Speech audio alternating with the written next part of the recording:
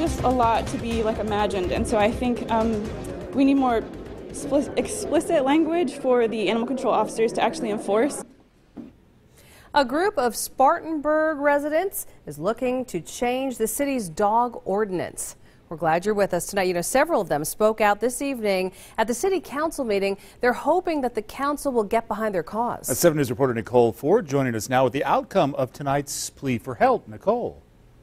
Yeah, Gordon and Amy, this charge all began with the dropping temperatures last week. People in the city of Spartanburg began to notice a number of dogs outside in the cold without proper shelter. And when they called animal control, they said there was nothing they could do about it.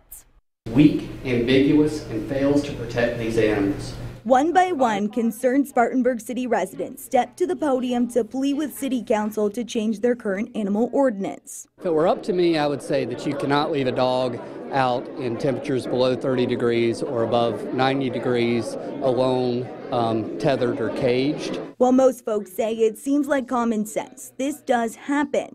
Specifically, on Beechwood Drive this weekend, a neighbor tells us a dog was inside this cage with no protection during the freezing temperatures. When they called animal control, the officer told them as the ordinance stands, there was nothing they could do. We need more specific language, because when it says 4 walls, a roof, and a floor, it doesn't say how big the door is. It doesn't say, what if it's Chihuahua in a huge doghouse? That's not going to provide.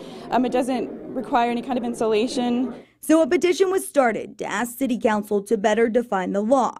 And after just 72 hours, more than 7,000 names have been signed to the cause. It's just a humane, why not? It's a humane way to be. While each person shared their personal experiences, several council members nodded in agreement. I think this is an issue that needs attention. And vowed to sit down, review the current policy, and make changes going forward. I think that this would work best is if we had some community input and looking at maybe what some other municipalities are doing in their areas.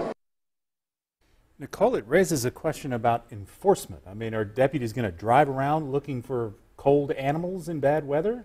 Well, that's actually one of the things they said they're going to look at going forward. But I actually talked to Greenville and Anderson, who have similar laws to Spartanburg right now. But they did say in Anderson, they do have animal control officers that go out and they do talk to these people. And they use this as an education aspect. They can cite them after several warnings, but they try to teach them what's best to do going forward. So that could be an option here in Spartanburg. Long way to go before this gets changed. All right, Nicole Ford, thank you.